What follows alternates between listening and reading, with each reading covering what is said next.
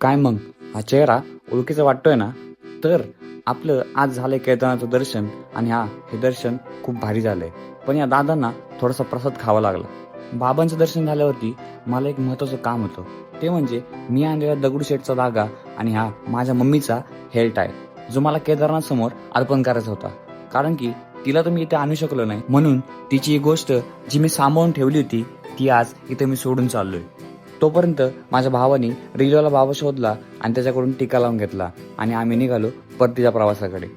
केदारबाबांना शेवटचं बघून आम्ही निघालो भैरवबाबाच्या दर्शनाला.